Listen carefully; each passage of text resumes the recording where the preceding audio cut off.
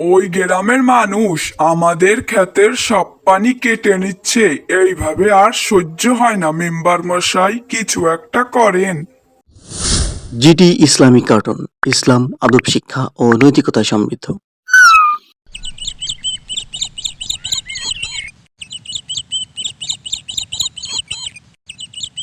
আরে আরে, ওই রহিম্মা রহিম্মা, তোদের জন্য আমরা তো আর থাকতে পারলাম না। তোরা আমাদের ক্ষেতের পানি কেটে দিচ্ছিস, আমরা ক্যাম্বালায় থাকবো? হ্যাঁ, তোদের সাহস দিন দিন বেড়েই চলেছে। দাঁড়া, তোদের এখন কিছু একটা করতেই হবে, তা না হলে আর হচ্ছে না। আরে, তোমার মিয়ার সাহস তো কম না। তুমি আমার নাম ধইরা ভেঙ্গাও, তোমার মুখ ভাঙ্গা দিব। তোমার সাহস তো কম না। আমি দাঁড়াও, গ্রামবাসীরে অক্ষণে জানাইতাছি। তুমগো জন্য আমরা থাকতে পারি না। আমাগোর গ্রামে তোমরা জ্বালাইয়া অতিষ্ঠ কইরা দিচ্ছ। নদী নালায় ময়লা ফেলাইয়া কি একখান অবস্থা, এর একটা বিহিত করতেই হইব। গ্রাম প্রধানের কাছে যাইতেই হইব। দাঁড়াও দাঁড়াও। আরে যাও যাও, যাইয়া কদ্দুর করতে পারো করো, আমিও চাই যাও, একখান বিহিত হোক। আর হইতাছে না এমন কইরা, তুমগো জ্বালায় আমরা আর বাঁচতেছি না। এক নদী দুই গ্রাম, যার জন্যই আজকে এই অবস্থা। একখান বিহিত করতেই হইব। আইজগুই জামু সবাইরে লইয়া। বিচার চাই, বিচার চাই, বিচার চাই, বিচার চাই। এক গ্রামের দুই নদী, আর হইব না, আর হইব না। বিচার চাই, বিচার চাই, বিচার করেন, বিচার করেন। গ্রামবাসীরা, থামো তোমরা। কি হয়েছে? শান্ত হয়ে এক এক করে বলো সবাই। এভাবে উচ্ছৃঙ্খলপনা করো না দয়া করে। ওই গ্রামের মানুষ আমাদের ক্ষেতের সব পানি কেটে নিচ্ছে। এইভাবে আর সহ্য হয় না মেম্বার মশাই, কিছু একটা করেন। বিচার চাই, বিচার চাই। শান্ত হও তোমরা, শান্ত হও। আগে প্রমাণ খুঁজে দেখো। সন্দেহ সব সমস্যার মূল। তোমরাই তো নদীতে ময়লা ফেলো, আমাদের মাছ সব মরে যাচ্ছে। তার কি কিছুই হবে না? তার কি কোনো বিচার হবে না মেম্বার সাহেব? শোনো তোমরা, একের জন্য সবার সাথে বিবাদ হয়। তোমরা নদীতে কেউ ময়লা ফেলো না। নদী সবাই একসাথে মিলে পরিষ্কার করো। এতে করে তোমাদের ভালো হবে এবং ওই পাশে গ্রামে থাকা মানুষদেরও উপকার হবে। এবং কেউ কারো ক্ষতি করো না। আজ থেকে আর কোনো বিবাদ নয়। সবাই মিলেমিশে কাজ করে মিলেমিশে বসবাস করো। দেখবে সবাই সুখে শান্তিতে থাকবে। আপনি ঠিক কইছেন মেম্বার মশাই। তোমরা কি কাও গ্রামবাসী? ঠিক কইছে, ঠিক কইছে। সঠিক বিচার, সঠিক বিচার। কি গো করিম চাচা, তোমার তো দেখি এবার ভালোই ফসল হইয়াছে। তা আলহামদুলিল্লাহ, তোমাদের দোয়া ও আল্লাহর রহমতে এবার বেশ ভালোই ফসল হয়েছে। তা মিষ্টি খাওয়াইতে আবার ভুইলা যাইও না। আরে না না ভাই, মিষ্টি খাওয়াতে ভুলবো কেন? এ তো খুশির সংবাদ, তোমাদের নিয়েই তো আমার খুশি।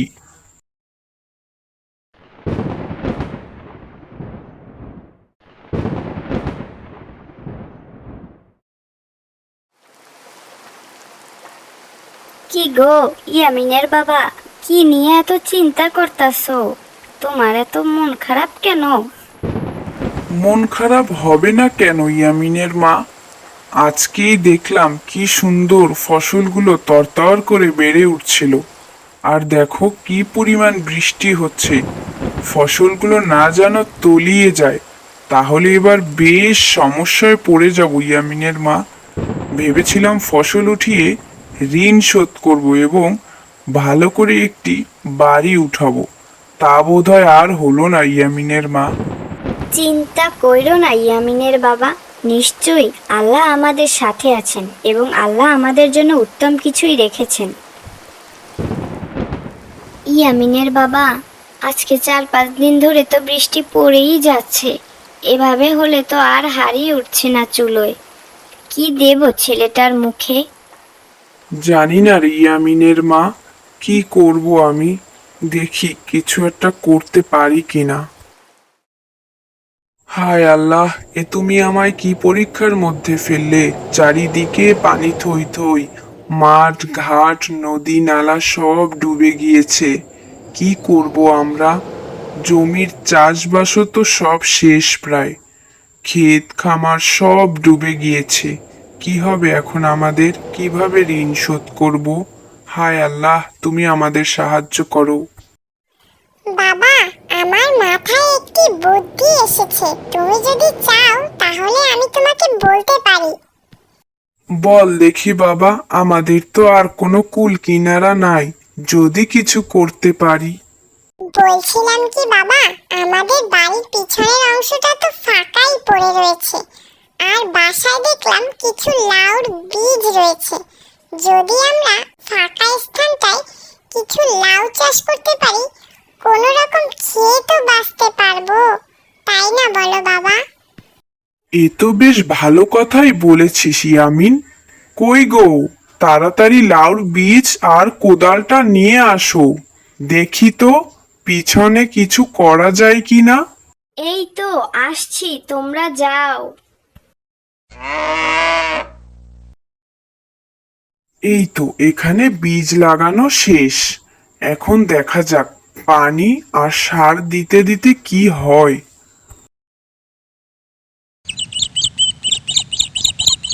আলহামদুলিল্লাহ, এ তো বেশ ভালোই লাউ ছেড়েছে। এ তো আমরা খেয়েও বিক্রি করতে পারবো রে ইয়ামিন। এতে দিয়েই তো আমাদের সংসার চলে যাবে রে। দেখেছো বাবা, আমি বলেছিলাম না, নিশ্চয়ই আল্লাহ আমাদের সাথে আছেন। তুই ঠিক বলেছিস রে বাবা। এখন চল, কিছু লাউ আমরা হাটে গিয়ে বিক্রি করে বাজার সদাই করে আনি, আর একটি লাউ তোর মাকে দিয়ে বলি এটা রান্না করতে, আর জমিয়ে খাবো। এভাবে দিনে দিনে তাদের চাষে লাউ বেড়েই চলেছিল। এতে করে তাদের সংসার চলেও তারা দিব্যি কিছু টাকা সঞ্চয় করছিল। এভাবেই একজন গরিব কৃষক লাউ চাষ দিয়েই স্বাবলম্বী হয়ে উঠল। তো বন্ধুরা, আমাদের গল্পটি তোমাদের কাছে কেমন লাগলো অবশ্যই কমেন্ট করে জানাতে ভুলো না।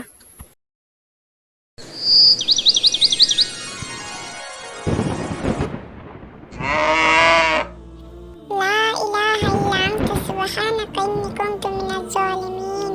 দেখেছিস আপু, কি জোরে জোরে হাতটা দিচ্ছে আকাশে। না জানি এবার কোরবানিতে কতই না বর্ষা হয়। হায় আল্লাহ। তুই ঠিক বলেছিস ইয়ামিন। এবার যে কি হবে, আর কিছুদিন বাদেই তো কোরবানির ঈদ। এখনই যদি এত বর্ষা হয়, তাহলে না জানি পশুদের কতই না কষ্ট হবে, এবং মানুষ কিভাবে কোরবানি দিবে। আপু চল চল ঘরে যাই, এক্ষুনি ঝমঝম করে বৃষ্টি নামবে। তাড়াতাড়ি ঘরে চল, মা না হলে বকবে। তুই ঠিক বলেছিস ইয়ামিন, চল আমরা এখন ঘরে যাই।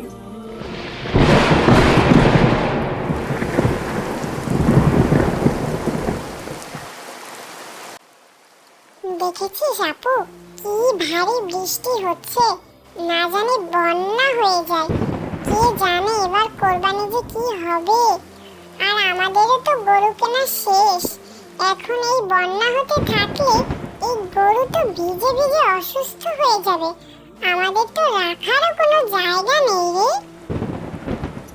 তুই ঠিক বলেছিস ইয়ামিন, কি যে হবে। আল্লাহর কাছে দোয়া কর যেন খুব দ্রুত এই বর্ষা শেষ হয়ে যায়, না হলে কোরবানিদের দিন যে কি হবে। ইয়ামিন, হুমায়রা, কি করছো তোমরা? এই তো বাবা, তেমন কিছুই নয়। আমাদের কোরবানির গরুটির জন্য খুব চিন্তা হচ্ছে। যেমন ভাবে বৃষ্টি শুরু হয়েছে, না জানি কোরবানির আগে গরু অসুস্থ না হয়ে পড়ে। আরো কত মানুষই তো গরু কিনেছে, কত হাট বসেছে। কি যে হবে এই বর্ষায়। তুই ঠিক বলেছিস আপু, আমাদের জন্য শুধু চিন্তা না,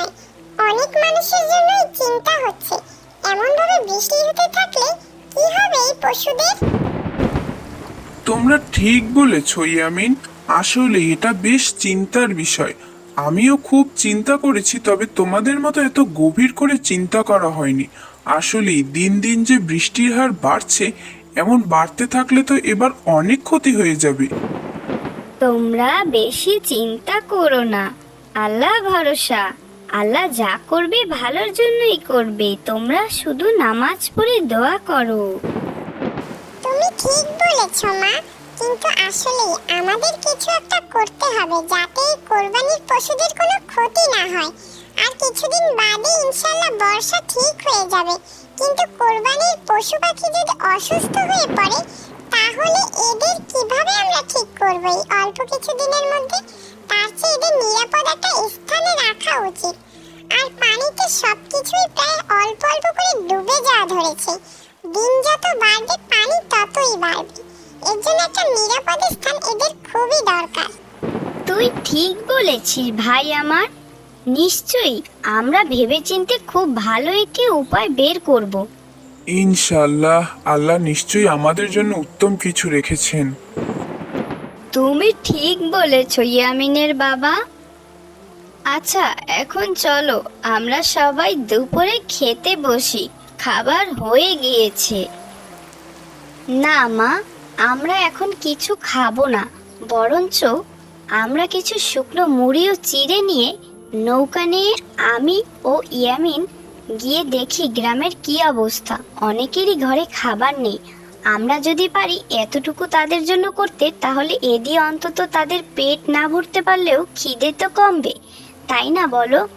আমরা গিয়ে গ্রামটা একটু ঘুরে দেখে আসি মা। তোমরা খেয়ে নাও, আমরা এসে খেয়ে নেব। তুই ঠিক বলেছিস আপু, চল চল, গিয়ে গ্রামের মানুষদেরও দেখা হলো আর কোরবানির পশুদেরও আমাদের একটু দেখা হলো। চল চল আপু, দেরি না করে এক্ষুনি চল নৌকাটা নিয়ে। ছোট হয়েও তোমরা বড়দের মতো কত চিন্তা করছো। আল্লাহ তোমাদের ভালো করুন। চল আপু, দেরি না করে আমরা এক্ষুনি বেরিয়ে পড়ি। বৃষ্টি অনেকটাই কমে গিয়েছে এবং আকাশও পরিষ্কার হয়ে গিয়েছে, তবে পানি মনে হয় কমেনি। চল আপু চল। কি অবস্থা দেখ আপু, সবার হাঁটু পর্যন্ত পানি এবং সবার পশু পাখি কেমন দাঁড়িয়ে আছে। আহারে কি মায়া লাগছে। ও ইয়ামিনের বোন, তোমাদের অনেক অনেক ধন্যবাদ। এই বিপদের দিনে তোমরা ছোট হয়েও আমাদের দেখতে আসলে। এই গ্রামের বড় বড় ব্যক্তিরা দালানে উঠে বসে আছে, আমাদের কেউ খোঁজ নেয়নি কেউ খোঁজ নেয়নি। আমাদের চিন্তা না হয় বাদই দিলাম, এই কোরবানির জন্য পশুগুলোর কি হবে একটু বলো দেখিনি। চিন্তা করেই তো দিশে পাচ্ছি নে, কি যে হবে। আল্লাহ তুমি রহম করো। চিন্তা করো না দাদিমা, আমরা নিশ্চয়ই যে কোনো ব্যবস্থা নিচ্ছি, তোমরা কোনো চিন্তা করো না।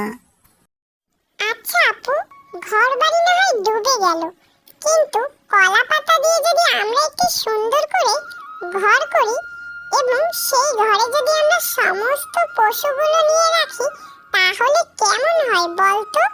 মানুষ না হয় ঠিকই ভেসে নৌকায় থাকতে পারলো, কিন্তু পশুগুলো তো আর থাকতে পারবে না। ওদের জন্য না হয় আমরা একটা আশ্রয়ের ব্যবস্থাই করলাম। এতে করে পশুগুলো সুস্থ থাকলো এবং মানুষ কোরবানিও সুন্দরভাবে দিতে পারলো। কেমন হয় বিষয়টা বলতো? ইয়ামিন, তুই তো দারুণ এক আইডিয়া বের করেছিস। মাশাআল্লাহ মাশাআল্লাহ।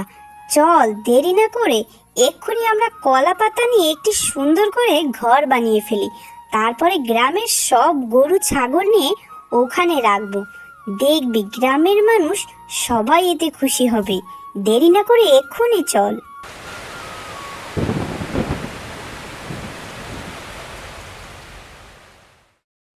মাশাআল্লাহ, ঘরটা বেশ সুন্দরই হয়েছে। আমার এটা থাকতে মন চাইছে আপু, কি করি বলতো? মজা করিস না ইয়ামিন, খুব ভালো একটি আইডিয়া বের করেছিস তুই। এতে অনেক পশুদের প্রাণ বেঁচে যাবে।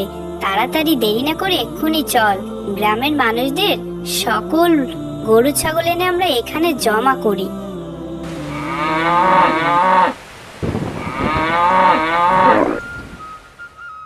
দেখেছিস ছোট হয়েও কি সুন্দর ওদের মাথায় বুদ্ধি।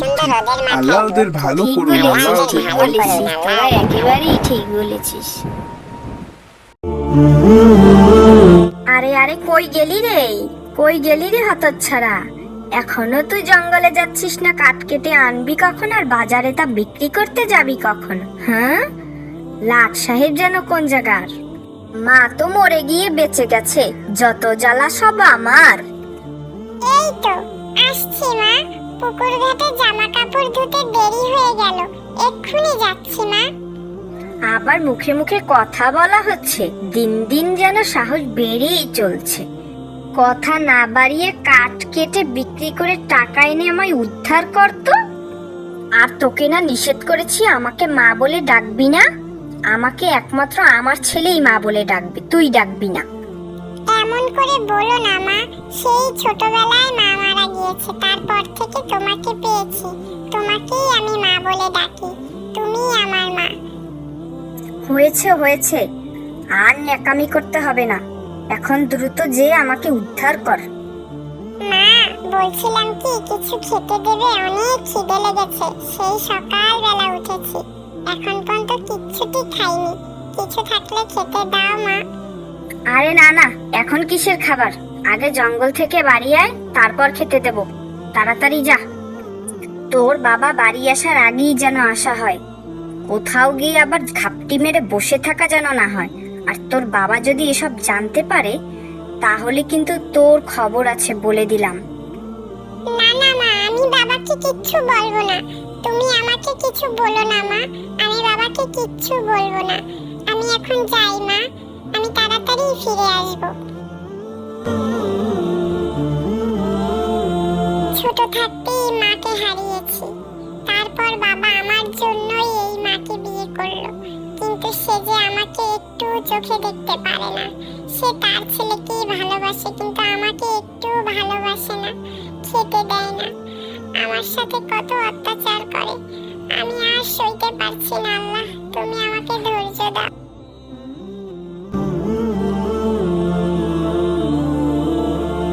ও ভাই, তুমি কোথায় যাচ্ছ ভাই? একটু এদিকে আসো না। কে যেন ডাকলো মনে হলো না? এই যে ভাই, আমি এদিকে ভাই, একটু আসো না ভাই। আরে তুমি তো একটি গাছ, গাছ হয়ে তুমি কিভাবে কথা বলছো? আমি তোমাকে সব পরে বলছি, তুমি আগে আমায় একটু পানি খাওয়াতে পারো বন্ধু? নিশ্চয়ই, কেন নয়, তুমি একটু অপেক্ষা করো বন্ধু, আমি এক্ষুনি আসছি তোমার জন্য পানি নিয়ে।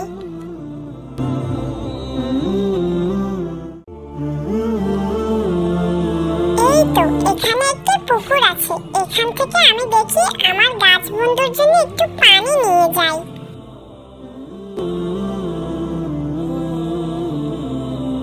তোমাকে অনেক অনেক ধন্যবাদ। তোমার নাম কি বন্ধু? আমার নাম বিনিয়ামিন। বন্ধু, আজকে আর কোনো কথা নয়, আমার এক্ষুনি যেতে হবে, আমার অনেক দেরি হয়ে গিয়েছে। ও, তুমি সেই বিনিয়ামিন, তোমাকে তো আমি চিনি, তোমার সব কথা আমি জানি। কি বলছো বন্ধু, তুমি আমার সব কথা কিভাবে জানো? প্রকৃতি বন্ধু, প্রকৃতি তোমার সব কষ্টের কথা জানে, আর আমিও তো প্রকৃতিরই একজন। আজকে পানির তৃষ্ণার কারণে তোমার সাথে আমার দেখা এবং কথা হয়ে গেল বন্ধু। তুমি আসলেই অনেক ভালো একজন মানুষ, কিন্তু তোমার সৎমা তোমাকে অনেক অত্যাচার করে, আমি তা জানি বন্ধু। তুমি কিচ্ছু চিন্তা করো না বন্ধু, মহান আল্লাহ তাআলা একদিন সব ঠিক করে দেবেন ইনশাআল্লাহ। তাই যেন হয় বন্ধু, তুমি আমার জন্য দোয়া করো, আমি আজ আসি, আবার দেখা হবে।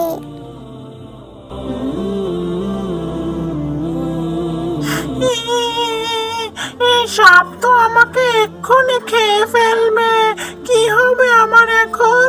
কে বাঁচাবে আমাকে? আরে ওই দূরে ইউসুফ দাঁড়িয়ে আছে না, ও কাঁদছে কেন?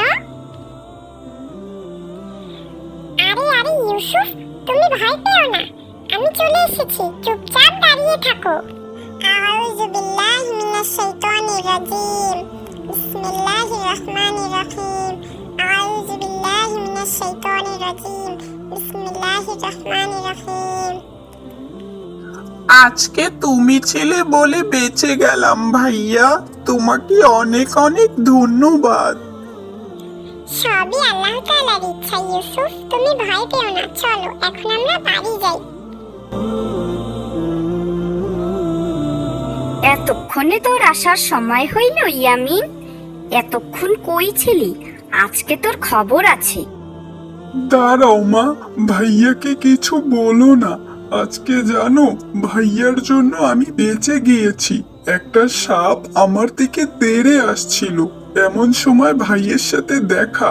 ভাইয়া সাপটাকে আউযুবিল্লাহি মিনাশ শাইতানির রাজিম বলে তাড়িয়ে দিয়েছেন। ভাইয়ের জন্যই আজকে আমি বেঁচে আছি। তুমি ভাইয়াকে আর কষ্ট দিও না মা। তুই আমাকে মাফ করে দে ইয়ামিন, আমার অনেক বড় ভুল হয়ে গিয়েছে। আমি বুঝতে পারিনি, আমি না বুঝে তোর উপর দিনের পর দিন অন্যায় করেছি।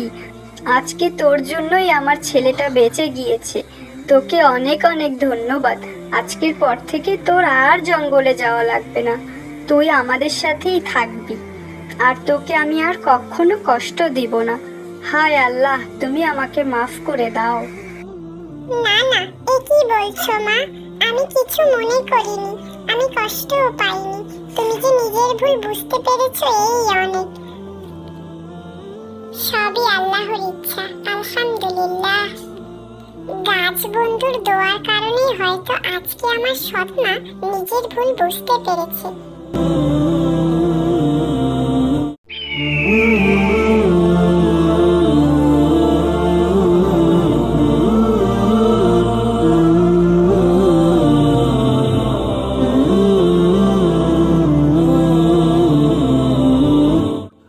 দেখতে দেখতে আমরা প্রায় এই গ্রামেরও শেষ মাথায় চলে এসেছি, আলহামদুলিল্লাহ।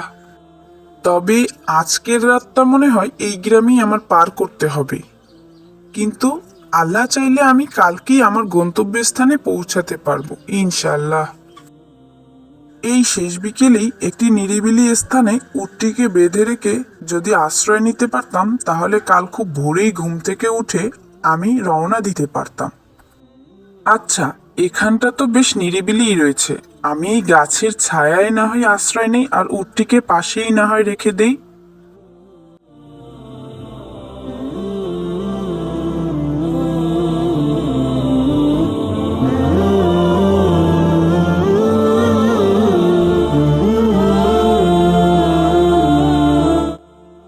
ইয়া আল্লাহ, এ আমার কি সর্বনাশ হলো!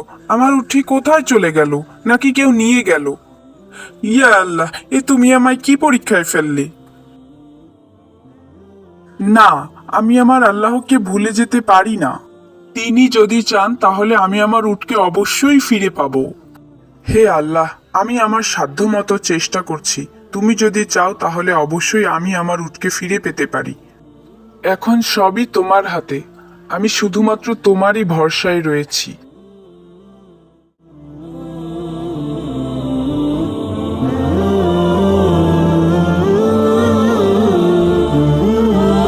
হে আল্লাহ, আমি জানি তুমি আমাকে নিরাশ করবে না। তুমি অবশ্যই আমাকে সাহায্য করবে, এবং তা খুব দ্রুতই। এটা আমার বিশ্বাস। আরে, এই তো আমার উট। আলহামদুলিল্লাহ। ইয়া আল্লাহ, তোমার কাছে কি বলে আমি শুকরিয়া আদায় করব? আরে ভাই, এটি তোমার উট? আমি এই উটটি অনেক দূরে ঘুরে বেড়াতে দেখলাম। আমার মনে হলো এটা কারো উট হারিয়ে গিয়েছে, তাই সাথে নিয়ে ঘুরছিলাম। যদি কারো দেখা পাই তো ভালোই হলো। তোমার দেখা আমি পেয়ে গেলাম ভাই, আল্লাহর কাছে অশেষ শুকরিয়া। আল্লাহ তোমাকে এর উত্তম প্রতিদান দিন ভাই। তোমাকে অনেক অনেক শুকরিয়া ভাই। আল্লাহ, তুমি কতই না দয়ালু। তুমি কখনোই কাউকে নিরাশ করো না যদি কেউ তোমার উপর ভরসা করে। যে আল্লাহর উপর ভরসা করে তার জন্য আল্লাহই যথেষ্ট। তুমি আবারও তা প্রমাণ করে দিলে আল্লাহ।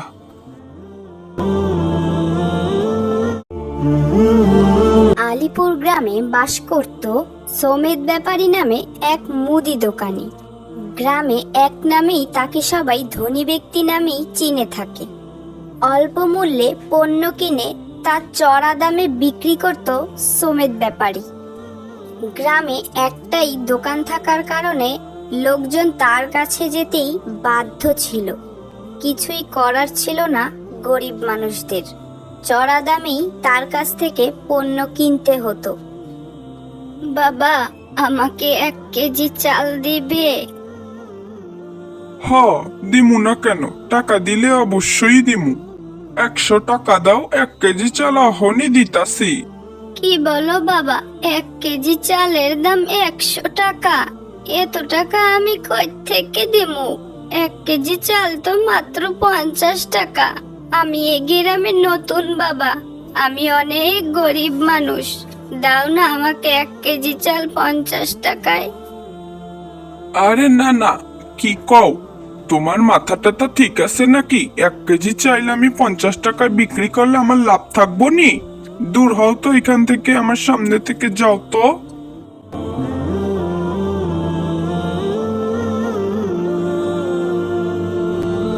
সমেত মিয়ার দোকানের পাশেই রহিম মিয়া নামে এক লোক ব্যবসা করত। সামান্য কিছু চাল ডাল ও চিড়ে নিয়ে সে বসতো। দিন আনি দিন খাই, তার জীবনে এমনই ছিল। সে প্রতিদিন অল্প কিছু চাল ডাল দূর থেকে কিনে আনতো এবং তা সামান্য কিছু লাভ রেখে বিক্রি করত। এভাবেই তার সংসার চলতো। বাবা, আমারে 1 কেজি চাল দিবা? হ্যাঁ চাচি আম্মা, দেব না কেন, অবশ্যই দেব। তা কত করে কেজি রাখবানে বাবা আমার কাছে? আমার কাছে কিন্তু বেশি টাকা নেই বাবা।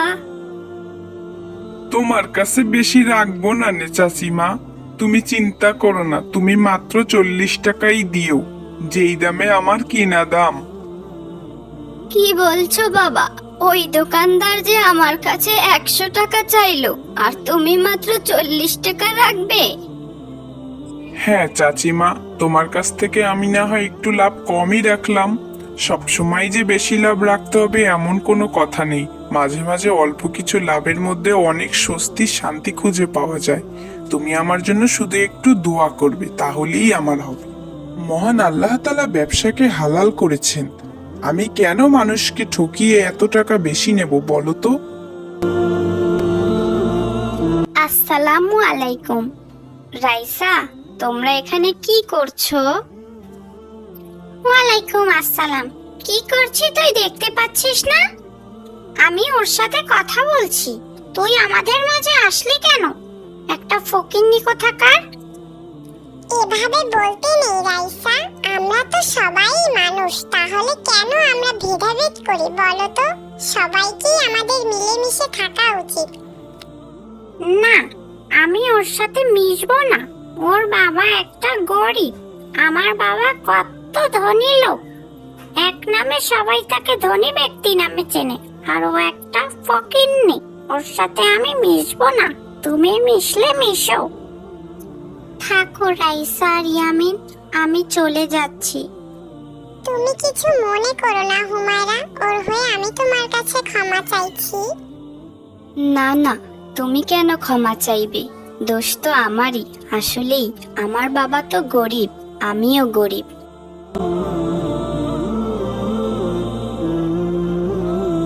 মসজিদের ইমাম সাহেব এক বিকালে গ্রামের কিছু লোকদের নিয়ে কিছু হাদিস কুরআনের কথা বলছিলেন। এমন সময়ই সমেত ব্যাপারীও সেখানে হাজির হন।